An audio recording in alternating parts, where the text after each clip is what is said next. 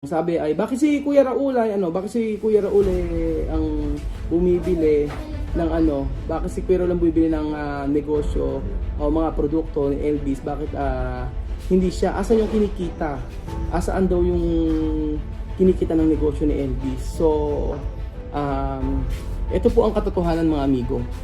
Magandang araw po sa inyo, mga amigo. Nandito po tayo kila Tia Celsa at meron po tayong pag-uusapan, mga amigo, at pakikita sa inyo. So, hindi po lingid sa inyong kaalaman na nagbebenta at nagnenegosyo si Elvis. O, tayo. Labantar. Labantar, Mahmud. O, ba't malungkot? Malungkot si Mahmud. Oh, naku, paano naman kawawa, oh. Oh, naku, paano kawawa, oh. Oh, naku, paano kawawa. ¿Qué tú quieres? ¿Caramelo? ¿Caramelo? Sí. ¿O por qué no habla? ¿Qué tú quieres? Pamelo. ¿Qué más? Titile. Chikilet? Sí. Pakakit ni Mahmud, ano? Pag nakita niyo sa version, ano? Pakakit, oh. Kita. Pata. Ha? Pata. ¿Qué pata? Pata. ¿Pata de qué? Pata. ¿Galina? Sí. Pata de galina. Pata de galina. ¿Qué más? ¿Qué más tú quieres? Yo. Bebé. Hoy. Anong oit? 8? 1, 2. 3, 3. 4, 4. 5, Papa. 6, 7. 7, 8, 8. 9, 9. 10. 10. Oh, 1, 2. no, 1, 1, 2, 1. 2. 3, 4. 3 muna. 3, 3. 4, 4. 5, 5. 6, 6. 7, 7. 8, 8. 9, 7. 7, oh, 7, 7. 8, 8. 9, Abidal. na? Abidal. 9. 9, 10. 9. Atan. 9, 10. Galing ah. So, alam niyo po, mga amigo, marami na po ako naririnig o nababasang comment. Ang sabi ay bakit si Kuya Raul ay bakit si Kuya Raul ang bumibili ng bakit si Kuya Raul ang bumibili ng negosyo o mga produkto ni Elvis, bakit hindi siya, asan yung kinikita, asaan daw yung kinikita ng negosyo ni Elvis. So, ito po ang katotohanan, mga amigo. So, alam niyo po, mula po nag-umpisa ang negosyo ni Elvis ay sumuport po tayo sa kanya. Meron time na mababa ang kita, may time na mataas ang kita. At nung pumasok po kami ng 5 Pilipino sa negosyo ni Elvis, ay mas naging matatag po ang kanyang negosyo. So, maraming binenta at maraming kinita si Elvis. So, maraming nagsasabi na, sabing ganun ay bakit ako din pa rin ang bumibili ng mga binibenta ni Elvis, mga ganun. So, aminin ko po sa inyo ang totoo. Nung mga unang linggo po ay ako po talaga. So, hinahayaan ko na ako lang bumibili ng mga produkto na ibinebenta ni Elvis. Maraming pagkakataon na kahit hanggang sa mantika, lahat noon, pati mga gamit, yung Predora, yung lahat ng gamit doon, at saka yung mga binibenta araw-araw, ay ako ang bumibili. At hindi ko pinapagalaw kay Elvis yung kinikita ng negosyo. Hindi ko pinagagalaw. Sabi ko, halimbawa, ngayong araw kumita si Elvis ng 2,000 pesos o 1,000 pesos o 3,000 pesos. Ginagawa po ay ginatabi lang ni Elvis yun, at kapag ubos na yung paninda, ako po ang bumibili. So mga 1 week po yun, mga amigo. Tapos po, mga amigo, nung time po na okay na si Elvis, ay lalo-lalo na po nung nagkaroon tayo ng feeding program plus negosyo, yun po talaga sobrang laki na po na kinikita ni Elvis. At dahil po syempre araw-araw ay may feeding program at pinabayaran po natin kung magkano po yung nagagastos nila Chama at ni Elvis. So ngayong araw po, mga amigo, ay nagsabi sa akin si Elvis na sabi, Kuya Raul ay wag ka nang magbigay sa akin about sa negosyo dahil kaya ko na, sabi niya ganoon. So kaninang umaga po ay namili si Elvis ng mga maraming stock. Tulad po ng pinuno niya po yung freezer ni Chamame at saka yung freezer niya para po sa ibebenta niya sa pang-araw-araw. So, kanina umaga ko pa siya kausap, tinawagan ko siya, LB, sabi ko, dito ka ako binibili yung ganito. Tinuro kasi nag-message lang siya nung kahapon, hindi ko na nasagot.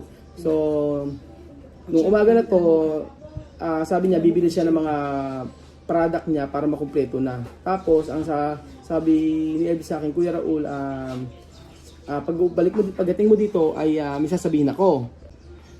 So ayun po, pagpunta ko po dito mga amigo ay sabi sa akin ni Elvis, Kuya Raul, yun nga, ang sabi sa akin ay huwag ka nang bibili ng mga product na ibebenta okay na yung sa negosyo niya, sabi niya sa akin. Tapos ang sabi niya sa akin, nabanggit, paano naging okay? Sabi ko sa kanya, paano naging okay? Sabi ko ay meron ka bang naiipon? Sabi ko sa kanya ganun. Kasi hindi ko naman pinakikialaman, yung pakialaman syempre yung kinikita nila siya, may ganun. Basta binibigay ko lang yung binibigay ko lang kay Elvis o tsaka kay Chamame, lalo sa 5 Pilipinos. Kay Chamame ko binibigay balance, si Chamame magbigay kay Elvis. So sabi niya meron na siyang ipon, meron siyang iniipon na pera at may paluwagan. So sabi niya sa akin ay meron siya ditong yung gusto ro niyang i-share din sa atin about po sa negosyo na ginawa niya na kumita talaga. Kumita. Elvis, no? Cuando tú vender cosas antes, no? Yo comprar algo para tu vender, salchicha, alas de pollo, cosas para tu vender, no?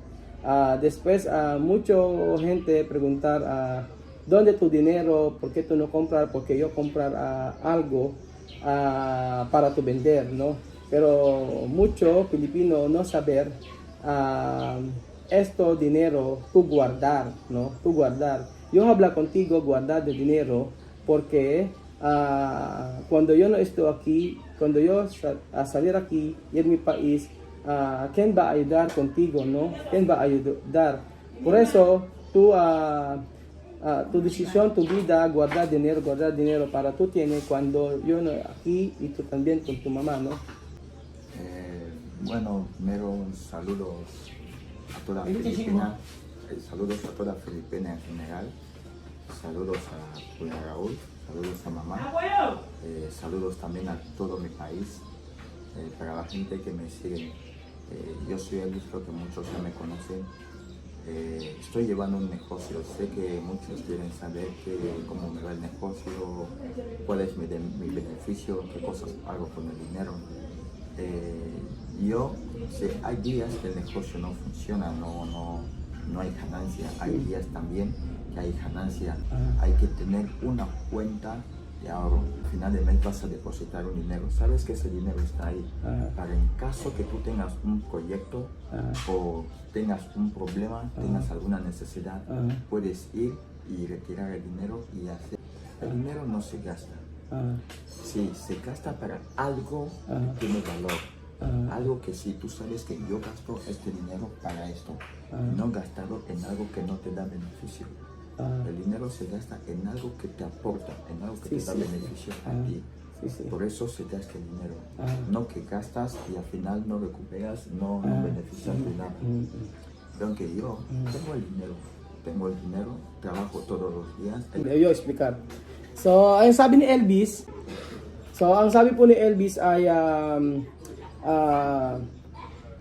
lahat daw po ng pera na kanyang kinikita ay minsan ay malakas, minsan ay hindi, minsan ay konti, minsan ay marami.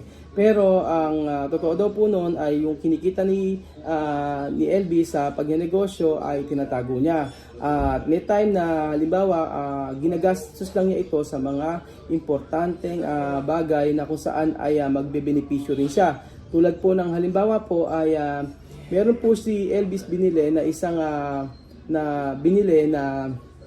isang prehidora no hindi po niya kinuha sa akin yon. So bumibili siya ng gamit kung saan magbe-benefits din siya. So sabi nga niya, hindi raw laging nandito si Chamame, nandito ako, dahil darating pagkakataon na uwi kami sa Pilipinas, papaano siya, papaano ang kanyang mga kapatid. Ganun po mga amigo, yung sabi ni Elvis. Maganda naman po yung ano, kasi ang ugali po ni Chamame at saka ugali ni Elvis pagdating po sa pera ay magkamukha. Hindi po, never nang hingi si Elvis sa akin ng pera. Never nang hingi si Chamame sa akin ng pera.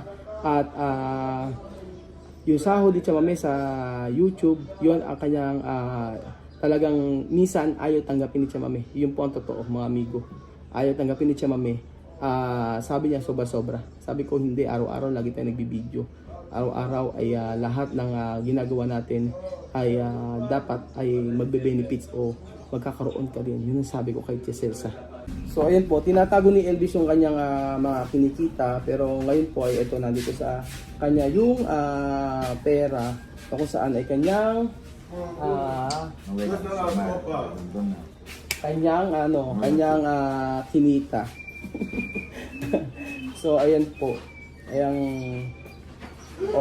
Ngayon po mga amigo ay bilangin ni Elvis kung magkano po yung kanyang naipon sa pagnenegosyo mula nang nag-start. So kayo na po ang sabi kung okay or hindi. Pero siyempre okay kasi merong kinita at merong naitabi o naiipon o naipon si Elvis. Mira camera o Elvis para saber. Decía para saber. Que ven aquí. Contar uno para nosotros saber.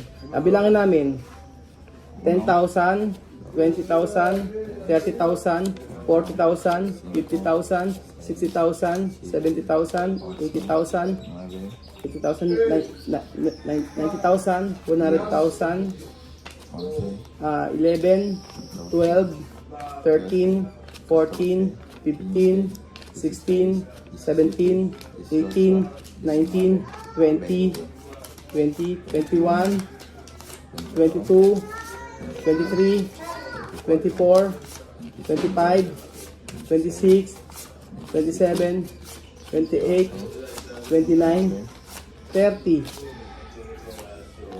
31, 32, 33, 34, 35. So 35 po ito ayan 350,000. So kung ang 350,000 po ay 1,000, 10,000 i-convert natin siya is 1,000. Ganun na lang po yung conversion. Kasi kadalasan po ganun po yung conversion na ginagawa ko. So 35,000 pesos kung i-convert po sa peso. Kasi 10,000 equivalent to 1,000 pesos. Ganun po. So 350,000 sepas. Dito po napakabilis pong ubusin yan. Pero pag kinonvert po sa Pilipinas, so, malaki na po yun. So, sa ilang linggo po na pagbebenta po ni Elvis ay ito na po yung kinita niya. So, kasama na po dyan mga amigo yung share. Kasama na po dyan yung sumipiding program. Kasama na po lahat. Pero sa ngayon po ay kumpleto yung mga paninda ni Elvis. Puno yung freezer. At ito po yung kanyang naipon. So, ayun po, maliwanag po ang lahat. Actually, hindi naman dapat na-explain, pero para at least alam niyo po kung talagang umangat o kumita yung negosyo ni Elvis. Pero I'm so proud dahil alam ko na ito ay napakalaking bagay po para sa kanila. So, ayun po mga amigo, basta proud na proud po ako kay Elvis at alam ko pagpatuloy lang po niya lahat ng kanyang ginagawa. Ako'y hanggang adun si Kuya Raul tutulong po si Kuya Raul dito at hanggang kailangan nila ako mga amigo.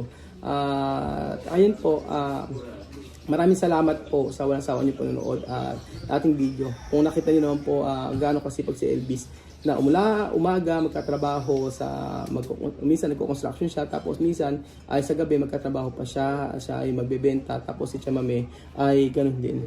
Pero salamat po sa lahat ng inyong pagsuporta dahil po sa panonood nyo araw-araw ay yung mga bagay na ganito, hindi ko kayang gawin to ng ako lang mga amigo. Andiyan po kayo dahil sa panonood nyo ay marami tayong nagagawa na dati akala ko ay imposible, pero posible pala pag basta nandyan kayo. Syempre, lang imposible sa Lord, basta lagi tayong manalangin. Salamat po mga amigo, at yun po, I'm so happy, masayang masaya ako sa nangyayari sa buhay ni Elvis, na dati hindi siya nagkasalita, pero kailangan lang pala niya na talagang kausapin, ganun, kailangan niya na sabihin na, Elvis, kaya mo yan, magiging matagumpay ka. So, abangan pa po natin mga susunod kung ano pa po ang mangyayari sa negosyo ni Elvis. So, bigyan niyo po kami ng tulungan niyo po kami kung ano pa po ang pwede natin gawin para mas umunlad ang negosyo ni Elvis. Salamat po mga amigo. God bless po.